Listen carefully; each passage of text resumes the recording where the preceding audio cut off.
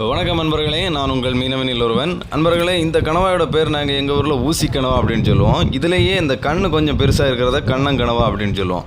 உங்கள் ஊரில் இந்த கணவாயோட பேர் என்ன அப்படின்றத மறக்காமல் கமெண்டில் சொல்லுங்கள். பார்க்குறதுக்கு எப்படி இருக்குன்னு பாருங்கள். ஊசி மாதிரி நீளமாக இருக்கிறதுனால தான் இதோட பேரே ஊசி கணவா. இது வந்து இறை எப்படி பிடிக்கும் அப்படின்னு பார்த்தீங்கன்னா, இந்த மாதிரி நம்ம கொண்டையிலேயே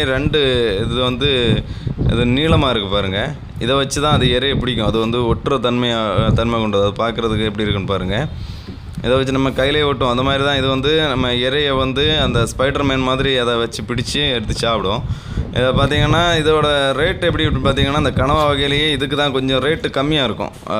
நார்மலாக நம்ம எல்லா கணவாயோட இது சீக்கிரம் கெட்டு போகும். அதனால் இந்த கணவாய்க்கு ரேட்டு கம்மியாக இருக்கும். இப்போ நம்ம அந்த கணவாயை கொன்னுட்டோம், அதனால தான் இந்த கலர் மாறிச்சு பாருங்கள். இது இந்த கருப்பு கலரில் இருக்க மாதிரி தான் இதோட ஆயுதமே. இந்த வீடியோ உங்களுக்கு பிடிச்சிருந்தா லைக் பண்ணுங்கள், ஷேர் பண்ணுங்கள். நன்றி அன்பர்களே.